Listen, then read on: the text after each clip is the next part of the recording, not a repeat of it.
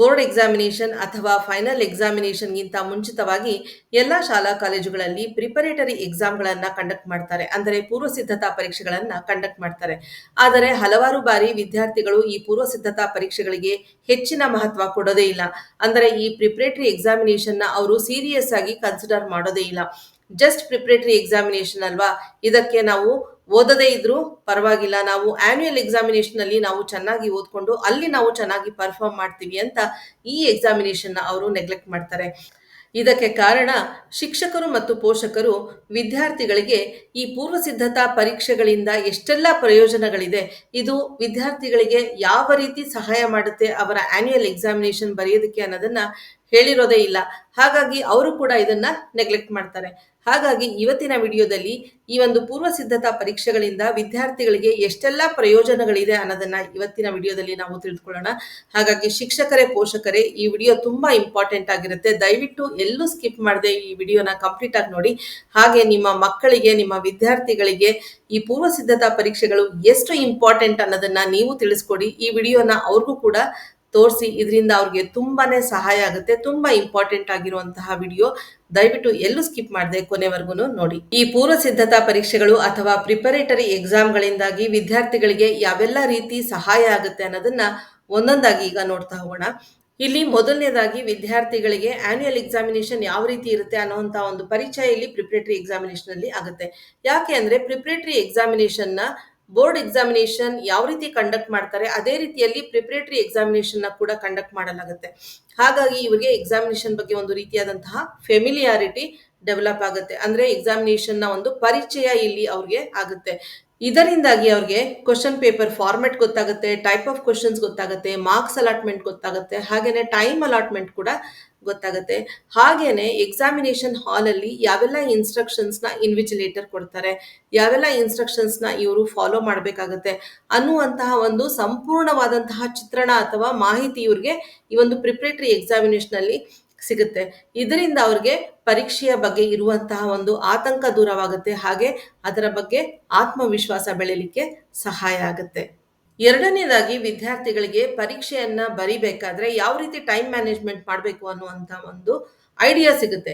ಯಾಕೆ ಅಂತಂದ್ರೆ ಪ್ರಶ್ನೆ ಪತ್ರಿಕೆಯಲ್ಲಿ ಹಲವಾರು ರೀತಿಯಾದಂತಹ ಪ್ರಶ್ನೆಗಳನ್ನ ಕೊಟ್ಟಿರ್ತಾರೆ. 1 ಮಾರ್ಕ್ ಕ್ವಶನ್ಸ್ ಇರುತ್ತೆ, 2 ಮಾರ್ಕ್ ಕ್ವಶನ್ಸ್, ಹೀಗೆ ಬೇರೆ ಬೇರೆ ಕ್ಯಾಟಗರಿಯಲ್ಲಿ ಪ್ರಶ್ನೆಗಳನ್ನ ಕೇಳಲಾಗುತ್ತೆ. ಹಾಗಾಗಿ ವಿದ್ಯಾರ್ಥಿಗಳಿಗೆ ಟೈಮ್ ಡಿಸ್ಟ್ರಿಬ್ಯೂಷನ್ ಯಾವ ರೀತಿ ಮಾಡಬೇಕು, ಈಗ 3 hours ಟೈಮ್ ಇದ್ರೆ ಎಕ್ಸಾಮಿನೇಷನ್ ಬರೀಲಿಕ್ಕೆ, ಆ 3 ಗಂಟೆಗಳನ್ನ ಯಾವ ರೀತಿಯಲ್ಲಿ ನಾವು ಡಿವೈಡ್ ಮಾಡಬೇಕು ಅನ್ನುವಂತ ಒಂದು ಮಾಹಿತಿ ಇಲ್ಲಿ ಗೊತ್ತಾಗುತ್ತೆ. ಅಂದ್ರೆ 1 ಮಾರ್ಕ್ ಕ್ವಶನ್ಸ್ಗೆ ಎಷ್ಟು ಟೈಮ್ ಕೊಡಬೇಕಾಗತ್ತೆ, 2 ಮಾರ್ಕ್ ಕ್ವಶನ್ಸ್ ಬರೀಲಿಕ್ಕೆ ಎಷ್ಟು ಟೈಮ್ ಅಲೋಕೇಟ್ ಮಾಡಬೇಕು, 3 ಮಾರ್ಕ್ ಕ್ವಶನ್ ಬರೀಲಿಕ್ಕೆ ಎಷ್ಟು ಟೈಮ್ ಅಲೋಕೇಟ್ ಮಾಡಬೇಕು, ಹಾಗೆ 4 ಮಾರ್ಕ್ ಕ್ವಶನ್ಸ್ ಬರೀಲಿಕ್ಕೆ ಎಷ್ಟು ಟೈಮ್ ಬೇಕಾಗುತ್ತೆ. ಈ ರೀತಿಯಾದಂತಹ ಒಂದು ಟೈಮ್ ಡಿಸ್ಟ್ರಿಬ್ಯೂಷನ್ ನಾನು ಯಾವ ರೀತಿ ಮಾಡಬೇಕು ಅನ್ನುವಂತಹ ಒಂದು ಐಡಿಯಾ ವಿದ್ಯಾರ್ಥಿಗಳಿಗೆ ಬರುತ್ತೆ. ಹಾಗೇನೆ ಯಾವ ಪ್ರಶ್ನೆಗಳನ್ನ ನಾನು ಮೊದಲು ಬರಿಬೇಕು, ಯಾವ ಪ್ರಶ್ನೆಗಳಿಗೆ ನಾನು ನಂತರ ಉತ್ತರಿಸಬೇಕು ಅನ್ನುವಂತ ಒಂದು ಪರಿಕಲ್ಪನೆ ಕೂಡ ವಿದ್ಯಾರ್ಥಿಗಳಲ್ಲಿ ಇದರಿಂದ ಬೆಳೆಯಲಿಕ್ಕೆ ಸಾಧ್ಯ ಆಗುತ್ತೆ. ಹಾಗೇನೆ ಇನ್ನು ತುಂಬಾ ಇಂಪಾರ್ಟೆಂಟ್ ವಿಷಯ, ವಿದ್ಯಾರ್ಥಿಗಳಿಗೆ ಯಾವ ರೀತಿ ಟೈಮ್ ವೇಸ್ಟ್ ಮಾಡಬಾರ್ದು ಎಕ್ಸಾಮಿನೇಷನ್ ಅಲ್ಲಿ ಅನ್ನುವಂತ ಒಂದು ಮಾಹಿತಿ ಕೂಡ ಇಲ್ಲಿ ಅವ್ರಿಗೆ ಗೊತ್ತಾಗುತ್ತೆ. ಇನ್ನು ಮೂರನೇದಾಗಿ ವಿದ್ಯಾರ್ಥಿಗಳಿಗೆ ಸೆಲ್ಫ್ ಅಸೆಸ್ಮೆಂಟ್ ಮಾಡ್ಕೊಳ್ಳೋದಕ್ಕೆ ತುಂಬಾ ಸಹಾಯ ಮಾಡುತ್ತೆ. ಅಂದರೆ ತಮ್ಮ ಸ್ಟ್ರೆಂತ್ ಏನು, ತಮ್ಮ ವೀಕ್ನೆಸ್ ಏನು ಅನ್ನೋದು ಈ ಎಕ್ಸಾಮಿನೇಷನ್ಗಳ ಮೂಲಕ ಅವ್ರಿಗೆ ಗೊತ್ತಾಗುತ್ತೆ. ಫಾರ್ ಎಕ್ಸಾಂಪಲ್, ಅವ್ರು ಯಾವುದೋ ಒಂದು ಟಾಪಿಕ್ನ ನಾನು ತುಂಬಾ ಚೆನ್ನಾಗಿ ಓದ್ಕೊಂಡಿದ್ದೀನಿ, ಈ ಟಾಪಿಕ್ ನನಗೆ ತುಂಬಾ ಚೆನ್ನಾಗಿ ಬರುತ್ತೆ ಅಂತ ಅವರು ಅಂದ್ಕೊಂಡಿರ್ತಾರೆ. ಆದರೆ ಆ ಟಾಪಿಕ್ ರಿಲೇಟೆಡ್ ಆಗಿನೇ ಯಾವುದೋ ಒಂದು ಪ್ರಶ್ನೆ ಅಪ್ಲಿಕೇಶನ್ ಲೆವೆಲ್ ಅಲ್ಲಿ ಅಥವಾ ಕ್ರಿಟಿಕಲ್ ಥಿಂಕಿಂಗ್ ಲೆವೆಲ್ ಅಲ್ಲಿ ಕೇಳಿದಾಗ ವಿದ್ಯಾರ್ಥಿಗಳಿಗೆ ಅದನ್ನ ಯಾವ ರೀತಿ ಆನ್ಸರ್ ಮಾಡಬೇಕು ಅಂತ ಬರ್ದೇ ಇದ್ದಾಗ ಅವ್ರಿಗೆ ಗೊತ್ತಾಗುತ್ತೆ, ನನಗೆ ಈ ಟಾಪಿಕ್ ಚೆನ್ನಾಗಿ ಅರ್ಥ ಆಗಿದ್ರು ಕೂಡ ಯಾವ ರೀತಿ ನಾನು ಪ್ರಶ್ನೆಗೆ ಉತ್ತರ ಬರೀಬೇಕು ಅನ್ನೋಂಥದ್ದು ನಾನು ಇನ್ನೂ ತಿಳಿದುಕೊಂಡಿಲ್ಲ. ಹಾಗಾಗಿ ನಾನು ಈ ಒಂದು ಏರಿಯಾದಲ್ಲಿ ಇಂಪ್ರೂವ್ ಮಾಡ್ಕೋಬೇಕು.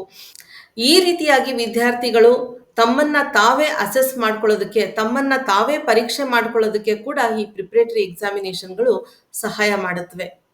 ಇನ್ನು ನಾಲ್ಕನೆಯದಾಗಿ ವಿದ್ಯಾರ್ಥಿಗಳಿಗೆ ಯಾವ ರೀತಿ ಪ್ರಶ್ನೆಗಳನ್ನ ಕೇಳಿದಾಗ ಯಾವ ರೀತಿ ಉತ್ತರಿಸಬೇಕು ಎನ್ನುವಂತಹ ಒಂದು ಮಾಹಿತಿ ಇಲ್ಲಿಂದ ಅವ್ರಿಗೆ ಸಿಗುತ್ತೆ. ಅಂದ್ರೆ 1 ಮಾರ್ಕ್ ಕ್ವಶನ್ಸ್ಗೆ ಎಷ್ಟು ಉತ್ತರ ಬರಿಬೇಕು, 2 ಮಾರ್ಕ್ಸ್ಗೆ ಎಷ್ಟು ಪಾಯಿಂಟ್ಸ್ ಬರಿಬೇಕು, 3 ಮಾರ್ಕ್ ಕ್ವಶನ್ಸ್ಗೆ ಎಷ್ಟು ಪಾಯಿಂಟ್ಸ್ ಬರಿಬೇಕು, ಹಾಗೆ 4 ಮಾರ್ಕ್ ಕ್ವಶನ್ಸ್ಗೆ ಎಷ್ಟು ಪಾಯಿಂಟ್ಸ್ ಬರಿಬೇಕು. ಹಾಗೇನೆ ಇಲ್ಲಸ್ಟ್ರೇಟ್ ಅಂತ ಕೇಳಿದಾಗ ನಾನು ಯಾವ ರೀತಿ ಉತ್ತರ ಬರಿಬೇಕು, ಜಸ್ಟಿಫೈ ಅಂತ ಕೇಳಿದಾಗ ಯಾವ ರೀತಿ ಉತ್ತರ ಬರಿಬೇಕು, ಗಿವ್ ರೀಸನ್ ಅಂತ ಕೇಳಿದಾಗ ಯಾವ ರೀತಿ ಉತ್ತರ ಬರಿಬೇಕು. ಯಾವ ಪ್ರಶ್ನೆಗಳಿಗೆ ನಾನು ಎಕ್ಸಾಂಪಲ್ಸ್‌ನ ಕೊಡಬೇಕು? ಯಾವ ಪ್ರಶ್ನೆಗಳಿಗೆ ನಾನು ಡಯಾಗ್ರಾಮ್‌ನ ಡ್ರಾ ಮಾಡಬೇಕು? ಈ ರೀತಿಯಾದಂತಹ ಎಲ್ಲ ಮಾಹಿತಿಗಳು, ವಿಚಾರಗಳು ಅವ್ರಿಗೆ ಪೂರ್ವ ಸಿದ್ಧತಾ ಪರೀಕ್ಷೆಗಳ ಮೂಲಕ ಸಿಗುತ್ತೆ. ಇದರಿಂದ ಅವ್ರಿಗೆ ಆನ್ಯುಯಲ್ ಎಕ್ಸಾಮಿನೇಷನ್‌ನಲ್ಲಿ ತುಂಬಾನೇ ಸಹಾಯ ಆಗುತ್ತೆ. ಇನ್ನು 5ನೇದಾಗಿ ವಿದ್ಯಾರ್ಥಿಗಳಿಗೆ ಈ ಒಂದು ಪೂರ್ವ ಸಿದ್ಧತಾ ಪರೀಕ್ಷೆಗಳನ್ನ ಬರೆಯೋದ್ರಿಂದ ತಾವು ಯಾವೆಲ್ಲ ತಪ್ಪುಗಳನ್ನ ಮಾಡ್ತಾ ಇದ್ದೀವಿ ಅನ್ನುವಂತಹ ಅರಿವು ಉಂಟಾಗುತ್ತೆ.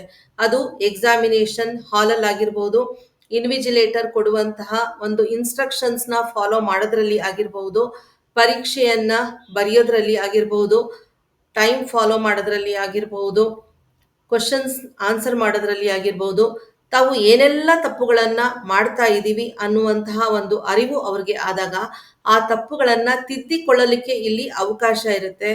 ಈ ತಪ್ಪುಗಳು ಆನ್ಯುಯಲ್ ಎಕ್ಸಾಮಿನೇಷನ್ ಅಲ್ಲಿ ರಿಪೀಟ್ ಆಗದೇ ಇರಲಿಕ್ಕೆ ಇಲ್ಲಿ ಸಹಾಯ ಆಗುತ್ತೆ. ಇನ್ನು 6ನೇದಾಗಿ ವಿದ್ಯಾರ್ಥಿಗಳ ಉತ್ತರ ಪತ್ರಿಕೆಗಳನ್ನ ಮೌಲ್ಯಮಾಪನ ಮಾಡಿದ ನಂತರ ಶಿಕ್ಷಕರು ಪ್ರತಿಯೊಬ್ಬ ವಿದ್ಯಾರ್ಥಿಯ ಉತ್ತರ ಪತ್ರಿಕೆಗಳನ್ನ ವಿಶ್ಲೇಷಣೆ ಮಾಡಿ ಅವರಿಗೆ ಸೂಕ್ತವಾದಂತಹ ಫೀಡ್ಬ್ಯಾಕ್ ಮತ್ತು ಮಾರ್ಗದರ್ಶನ ಕೊಡ್ತಾರೆ. ಈ ಮಾರ್ಗದರ್ಶನ ಮತ್ತೆ ಫೀಡ್ಬ್ಯಾಕ್ ತುಂಬಾ ಇಂಪಾರ್ಟೆಂಟ್ ಆಗುತ್ತೆ ವಿದ್ಯಾರ್ಥಿಗಳಿಗೆ. ಅವರು ಇದನ್ನ ತಮ್ಮ ಸ್ಟಡೀಸ್ ಅಲ್ಲಿ ಅಳವಡಿಸಿಕೊಂಡರೆ ನೆಕ್ಸ್ಟ್ ಎಕ್ಸಾಮ್ಸ್ ಅಲ್ಲಿ ತುಂಬಾ ಚೆನ್ನಾಗಿ ಪರ್ಫಾರ್ಮ್ ಮಾಡಲಿಕ್ಕೆ ಸಾಧ್ಯ ಆಗುತ್ತೆ. ಇನ್ನು 7ನೇದಾಗಿ ಈ ರೀತಿಯಾದಂತಹ ಪೂರ್ವ ಸಿದ್ಧತಾ ಪರೀಕ್ಷೆಗಳನ್ನ ವಿದ್ಯಾರ್ಥಿಗಳು ಬರೆದಾಗ, ಅಂದರೆ 3-4 ಪೂರ್ವ ಸಿದ್ಧತಾ ಪರೀಕ್ಷೆಗಳನ್ನ ಬರೆದಾಗ ಅವರಲ್ಲಿ ಉತ್ತಮವಾದಂತಹ ಸ್ಟಡಿ ಹ್ಯಾಬಿಟ್ಸ್ ಡೆವಲಪ್ ಆಗುತ್ತೆ, ಫೋಕಸ್ಡ್ ಆಗಿರೋದಕ್ಕೆ ಸಹಾಯ ಆಗುತ್ತೆ, ಹಾಗೇನೆ ಒಂದು ಗೋಲ್ ಸೆಟ್ಟಿಂಗ್ ಮಾಡ್ಕೊಳ್ಳೋದಕ್ಕೆ ಕೂಡ ಅವ್ರಿಗೆ ಸಹಾಯ ಆಗುತ್ತೆ. ಏಕೆಂದ್ರೆ ಇಲ್ಲಿ ವಿದ್ಯಾರ್ಥಿಗಳಿಗೆ ಪ್ರತಿಯೊಂದು ಪರೀಕ್ಷೆಗಳನ್ನ ಬರೆದಾಗ ತಮ್ಮ ಸ್ಟ್ರೆಂತ್ ಏನು, ತಮ್ಮ ವೀಕ್ನೆಸ್ ಏನು ಅನ್ನುವುದರ ಅರಿವು ಉಂಟಾಗುತ್ತೆ. ಇದರ ಪ್ರಕಾರವಾಗಿ ಅವರು ಸಣ್ಣ ಸಣ್ಣ ಗುರಿಗಳನ್ನ ಇಟ್ಕೊಂಡಾಗ, ಗೋಲ್ಗಳನ್ನ ಇಟ್ಕೊಂಡಾಗ ಅದನ್ನ ಅವರು ಸಾಧನೆ ಮಾಡಿಕೊಂಡು ಮುಂದೆ ನಡೆದಾಗ ಅವರಲ್ಲಿ ಉತ್ತಮವಾದಂತಹ ಪ್ರಗತಿಯನ್ನ ಕಾಣಲಿಕ್ಕೆ ಸಾಧ್ಯ ಆಗತ್ತೆ. ಇನ್ನು ಕೊನೆಯದಾಗಿ ಹೇಳೋದಾದ್ರೆ ವಿದ್ಯಾರ್ಥಿಗಳಿಗೆ ಈ ಪೂರ್ವ ಸಿದ್ಧತಾ ಪರೀಕ್ಷೆಗಳನ್ನ ಬರೆಯೋದ್ರಿಂದ ಈ ಆನ್ಯುಯಲ್ ಎಕ್ಸಾಮಿನೇಷನ್ ಅಥವಾ ಬೋರ್ಡ್ ಎಕ್ಸಾಮಿನೇಷನ್ ಬಗ್ಗೆ ಇರುವಂತಹ ಒಂದು ಭಯ, ಆತಂಕ, ಸ್ಟ್ರೆಸ್ ಎಲ್ಲವೂ ಕೂಡ ಕಡಿಮೆ ಆಗುತ್ತೆ. ಯಾಕಂದ್ರೆ ಈ ಎಕ್ಸಾಮಿನೇಷನ್ ಗಳನ್ನ ಬರೆಯೋದ್ರಿಂದ ಆ ಎಕ್ಸಾಮಿನೇಷನ್ ಅಥವಾ ಆ ಪರೀಕ್ಷೆಗಳು ತುಂಬಾ ಚಿರಪರಿಚಿತ ಅನ್ನುವಂತಹ ಒಂದು ಭಾವನೆ ವಿದ್ಯಾರ್ಥಿಗಳಲ್ಲಿ ಉಂಟು ಮಾಡುತ್ತೆ. ಎಕ್ಸಾಮಿನೇಷನ್ ಬಗ್ಗೆ ಒಂದು ರೀತಿಯಾದಂತಹ ಫೆಮಿಲಿಯಾರಿಟಿ ಡೆವಲಪ್ ಆಗುತ್ತೆ. ಇದರಿಂದಾಗಿ ವಿದ್ಯಾರ್ಥಿಗಳಿಗೆ ಪರೀಕ್ಷಾ ಭಯ ಹೊರಟು ಹೋಗುತ್ತೆ. ತುಂಬಾ ಶಾಂತಿ ಸಮಾಧಾನದಿಂದ ಅವರು ಪರೀಕ್ಷೆಗಳನ್ನ ಬರೀಲಿಕ್ಕೆ ಸಾಧ್ಯ ಆಗುತ್ತೆ. ತುಂಬಾನೇ ಆತ್ಮವಿಶ್ವಾಸದಿಂದ ಅವರು ಪರೀಕ್ಷೆಗಳನ್ನ ಬರೀಲಿಕ್ಕೆ ಸಾಧ್ಯ ಆಗುತ್ತೆ.